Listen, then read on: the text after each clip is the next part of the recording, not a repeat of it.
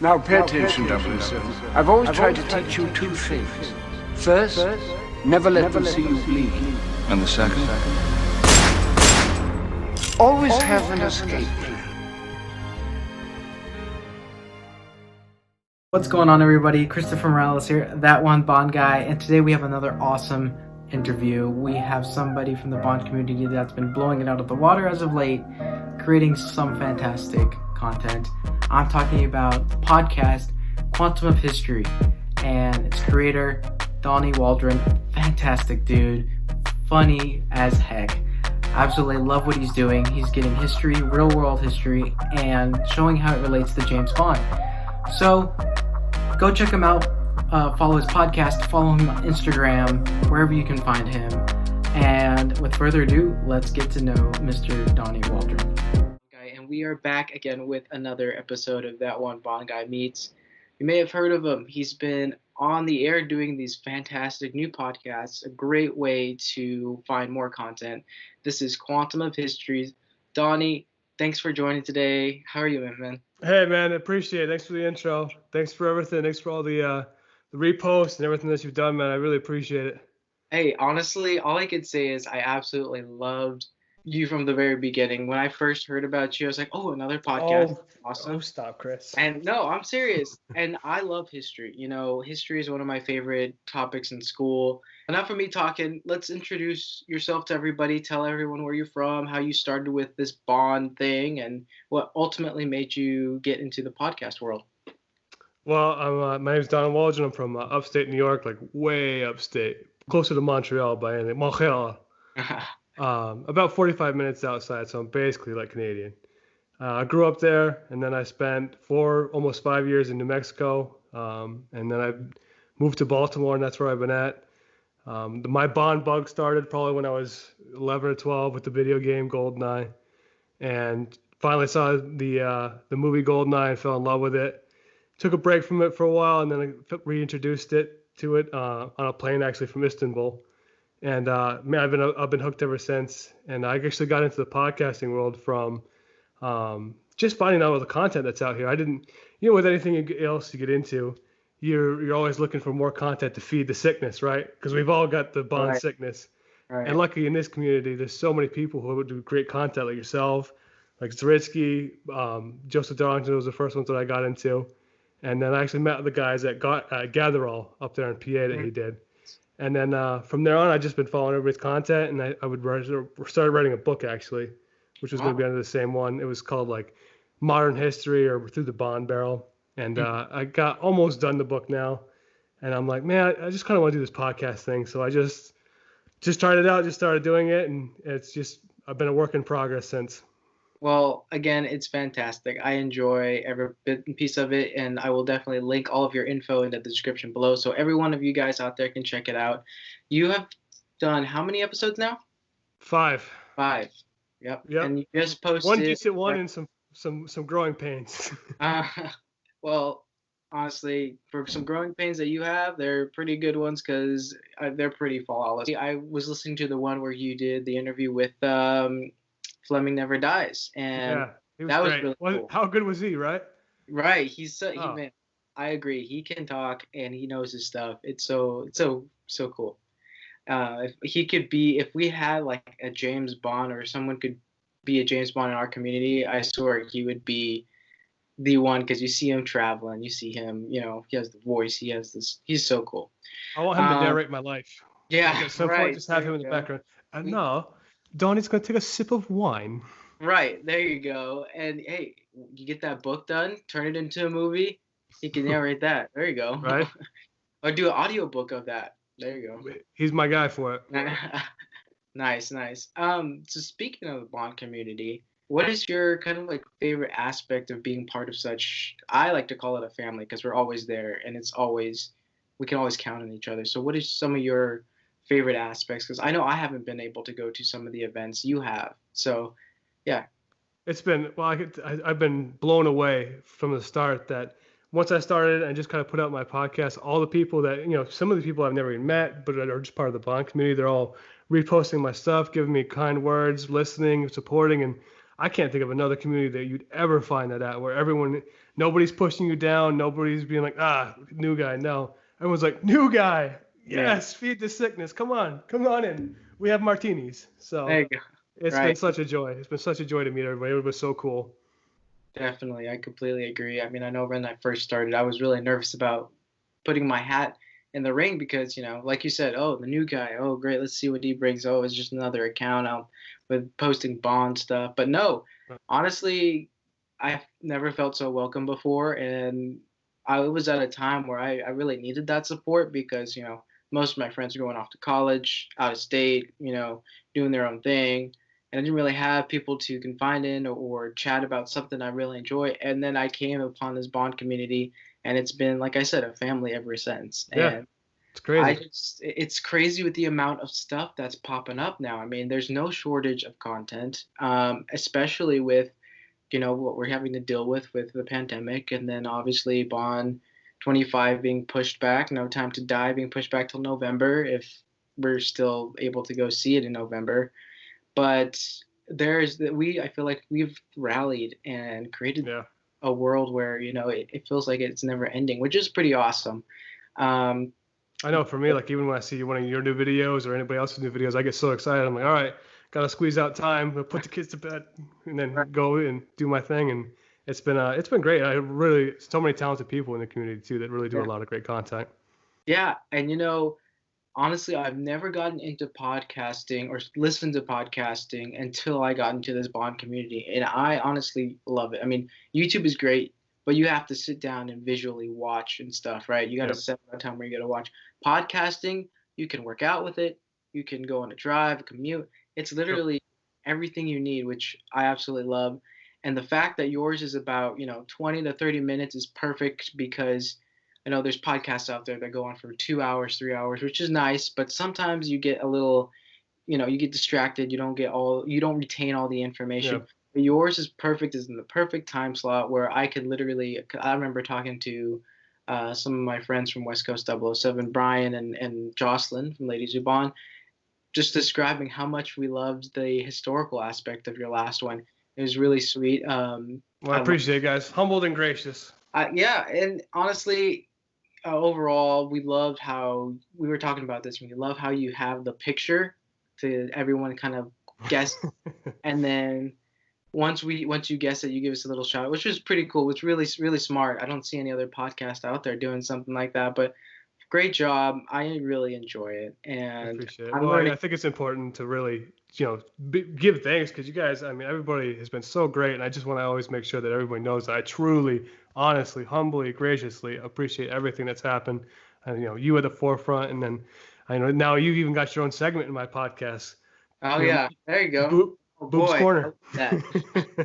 Well, honestly, yeah. I mean, we appreciate you, and it's so great, and we are always there to uplift the new guys, and pretty soon you're not going to be new, we're not going to be new, and then we're going to be, I really think we're going to be part of a movement. Like, we are the new kind of Bond content creators is the word that's going around, which is super cool to be a part of that. I mean, shoot, 6 months to a year ago, I mean, I was just in my room watching the movies, never thinking I had a place in anywhere, when it came to James Bond, and then all of a sudden I started, and here we go. Here we are. Yeah, now you're killing it. That's the way. Just your stuff's great, man. I just watched the Robert De Moore one not long ago, and such good stuff. Right. See, I can't pull off a safari jacket. I just look like I work at Kmart, but you pull it off. Oh man, yeah, it's been really interesting now with the times and dealing in the world we're living in, COVID-19, having to stay indoors. But I'm kind of curious. I've been asking people in the community what they have been doing Bond related, like to just keep themselves busy. I know something for me, for example, is I'm going through all the the Fleming novels and start from the very beginning, and then I want to go later on after I finish the originals, go into the expanded section and all that. So I'm kind of curious to hear, what have you been doing besides making awesome content? What have you been doing to kind of enhance your Bond lifestyle? I just finished Anthony Horowitz's Forever in a Day, and now I'm back into Benson. I finished was 0 minus 10. So I've been doing the expansion novels on my on nighttime, and that's been my, in addition to my 4-year-old I always do Bond movie night once a week, and so it's been the movies, it's been in the expansion books, which I've really enjoyed. Benson and Horowitz were really great. I think Horowitz is kind of the ending on the last one. I was like, what? But I don't want to spoil it for you, but Forever in a Day, it's a really good book until the end. You're like, what just happened? Right. I read the first chapter, and I had to stop myself because I was in Barnes and Nobles. It was like about maybe 6 months ago. I saw it, right, and I read the first chapter. And I was like, oh my god, this is really good. And I had to stop myself because I didn't read at that point. I didn't read the original Casino Royale, and it's the prequel to Casino Royale. So I had to make sure, but it hooked me. So I'm excited to jump back into that one once I'm done with all the Fleming novels. And it's really cool with, I think the historical part about it is half the fun. But kind of my next question is, what prompted you to do the whole historical part about it? I mean, that is really cool for me because I love history.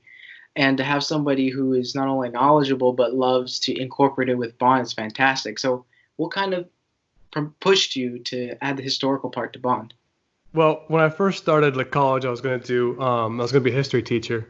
Oh, and then that's what I wanted to do because I always had a passion for history. And then I went into law enforcement because I wanted to do that instead for the time. And then I always had a passion for it. And then what really turned me was From Russia with Love.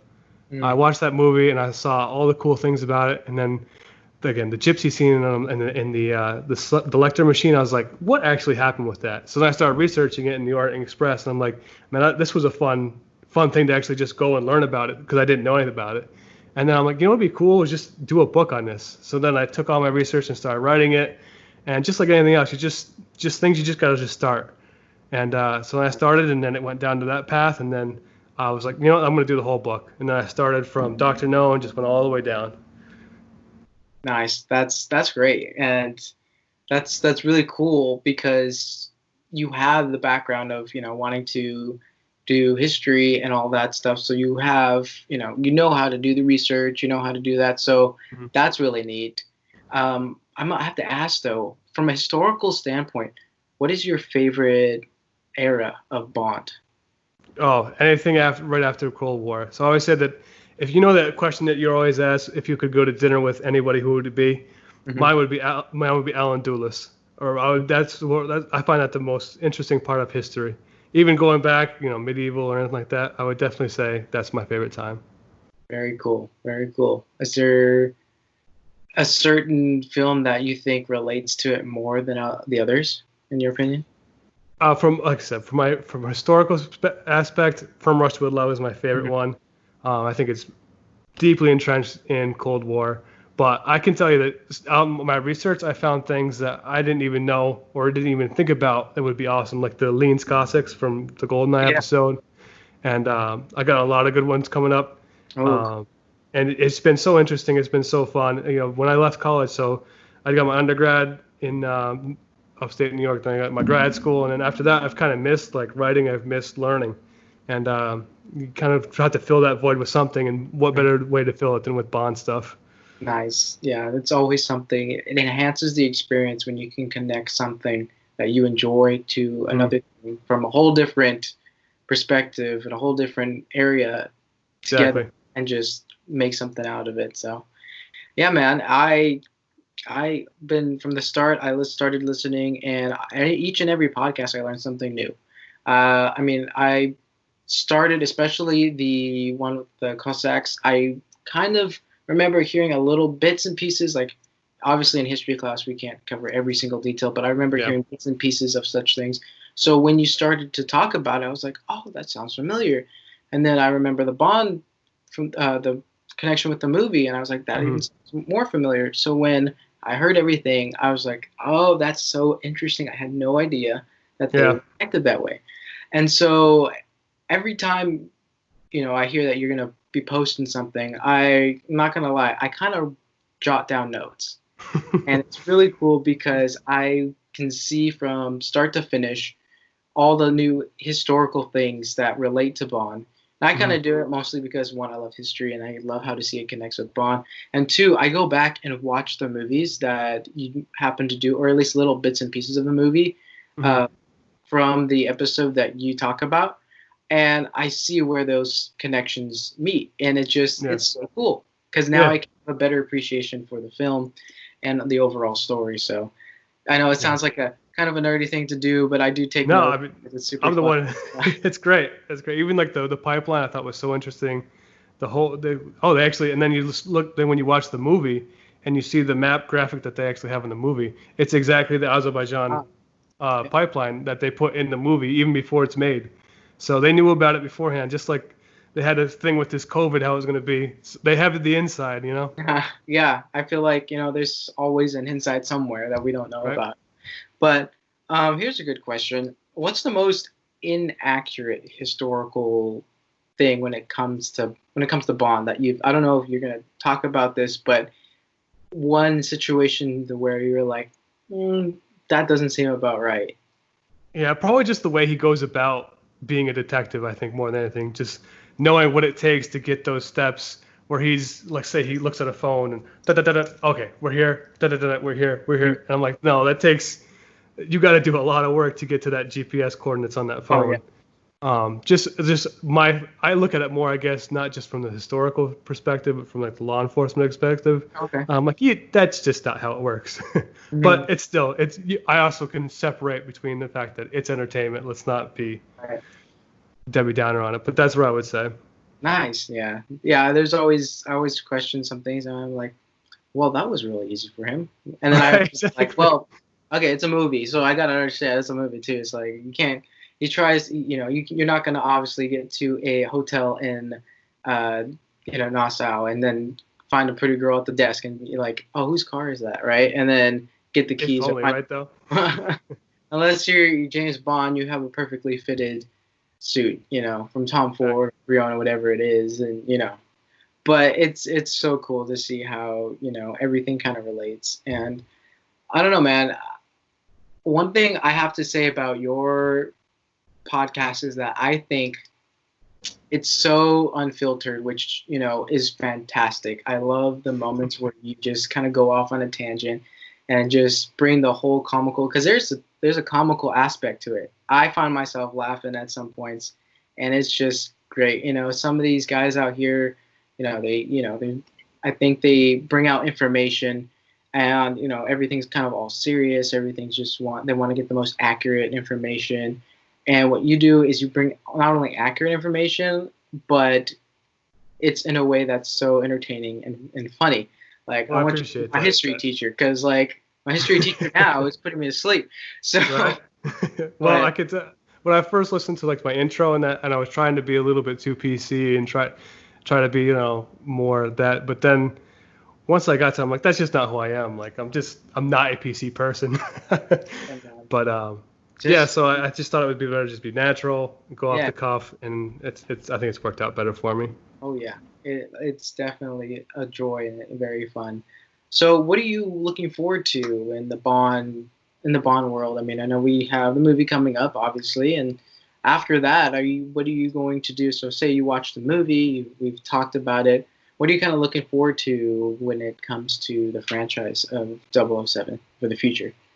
For the future, for the movies, I'm very excited just to see how they end it, how they wrap it up, Hmm. and what they do next as far as where the plot goes. I hope that they stay true to who James Bond is, the next person, just fill it in, follow the 25 films that you have of tropes, and go from there. But I'm excited to see where they go with current events, what plot lines, and what historical events they bring in. I think that as long as they stay true and don't try to be too current or try to be trendy, I think the Hmm. movies they always nail it when they stay true to what the tropes are, what not necessarily the formula, but just be an adult film and Oh, don't sway from that. right. And I know that there's been talk. Well, I've been asked this question a couple of times, and kind of want to ask you this. How would you feel if they created a kind of like a period piece for the next film, or kind of go back in time but obviously in using modern cameras and all that stuff. Would that be something that you're kind of interested in, or how would you like to see the next one to be made? Selfishly, I'd love one. I'd love one that goes back to the Cold War era, just spy, just a good story. I don't need the bells and whistles. I need story. Right. It's selfishly for sure, and I think that with the Bond community, I think it'd be a huge hit.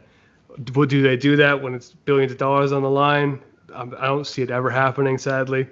But selfishly, in a perfect world, yes. Oh my God, bring me back to the 50s. Put him in a Mad Men suit. Get a good story. Travel. Make it like harder to find out things. So it's not just. All right, we're here. Right. No, just the even like the moves to go through, even what it was like to check into a hotel room. Back now we just take it, you get your little card and swipe it, but it was like an experience back in the early movies, and that's part of the charm that I love so much about the Connerys. That's why the first 4 Connerys are my favorite, is that they have everything. Even checking into a hotel room or landing on an airport, you go to a phone booth and somebody's watching you. All the little nuances of just being in that time period piece, I find so interesting. So I would love to see it. Well, I agree with you on that note. I think it would be fantastic to see that. Who do you have, or who would you like to see as the next Bond? Some no name. No name? I mean, if it's gonna be somebody, I guess a Tom Hardy I could do. But it's always fun. Like I don't think, just like when you watch the Brosnans, how they kept doing the same Bond girls that you already knew. But how much more fun is it to see a Bond girl come out of nowhere and they can just be whoever you want to be, a clean slate, not somebody who's trendy. And I think that's always fun too. Yeah, and I think that's one thing I'm excited about, because for No Time to Die, Paloma, I mean, up until that point, I never knew who Ana de Armas was. And now she's honestly my ultimate crush. Yes, oh. I'm so jealous of you, bro, to have that in your room. Oh, lucky man. Oh, she's delightful. Oh, yeah. And I can't wait to see her in the movie and see how she is. So the movie all glammed up. She's gonna be hopefully she has a long part and not an abbreviated part. Yeah, and that's what I was gonna say. It's like I really hope they don't just bring her in just to bring her in. I really hope she has a significant part because, she's in my eyes one of the most gorgeous women in the world. Mm-hmm. But it would be awesome to see her have a good part. And I don't know. I mean, with Madeline Swan there, I mean, obviously she's gonna be the main focus when it comes to Bond relationships, or maybe who knows? We'll have to wait and see. Yeah. Maybe Bond will throw us a curveball and run off. Hey, who knows? After you get your heart broke by a blonde, you always go for a Latin woman. Right. And then she hits you with a pool stick, and then you go on back. You go back to safer choices. Yeah. Not that that's ever happened to me. Oh well. But yeah, man, this has been fantastic getting to know you, and I hope everyone, now knows, Quantum of History is up live. Everyone will check that out. But right now, I want to kind of end things on kind of a game-ish type of thing I like to do at the end of mine, and it's called 007 and 007 questions and 007 seconds. I'll have to edit that out. Yeah, basically give you 7 questions, rapid fire questions. You just answer them and kind of get a sense of what are your likes and dislikes. And yeah, just a little fun thing. So, all right. Ready? Let's do it. All right. Favorite Bond outfit? Ooh, Skyfall. Anything from Skyfall. Nice. Dream location you would like to go visit? Monte Carlo. Nice. Favorite Bond one-liner? Keeping the British end up, sir. Nice. Okay. Favorite Bond brand collection? Anything Tom Ford. I'm trying. I stay on the. I don't know if you have the app Poshmark, but you get cheap Tom Ford stuff. So anything Tom Ford, I'm obsessed with now. All right. Here's a good one. Bond film you would introduce somebody that has never even heard of James Bond. It's got to be Casino. It's a no-brainer, I think. For if you're bringing somebody in modern person, you show them Casino first. Nice. Agree. Favorite Bond vehicle? Casino's Aston. Which one? The DB5 or the? No, the newer one. The DBS, yeah. Yep. That is by far my dream car in that color. Goodness. Now to finish it off, your favorite James Bond actor? Oh, it's got to be Connery. I hate to be cliche, but cliche for a reason. The Right. best of the best. People like chocolate ice cream for a reason because it's freaking good. Yep. So that's Connery's the best. There's just no doubt. Oh yeah, fantastic. I just want to say thank you, Donnie, for hanging out with me today. It's been Thanks so much for having me. And again, everyone, show him some love. Check him out on, where can we find you? Anywhere where podcasts are. I'm on Google Podcasts, iTunes, Spotify, on Instagram, Quantum of History. My last one, I got that wrong. Quantum of History on Instagram, and then anywhere where podcasts are. I'm finally on all platforms. Awesome. Fantastic, everyone. Again, like I said before, I'll link everything in the description below, so you check them out, give them some love. And again, man, thanks for hanging out. It's been fantastic. Thank you so much, man. I love your stuff. Keep it up. I can't wait to watch what you got coming up too, buddy. Thank you so much. And everyone, I hope you guys are safe. Wash your damn hands. And I will catch you guys in the next video. Take care. Take it easy.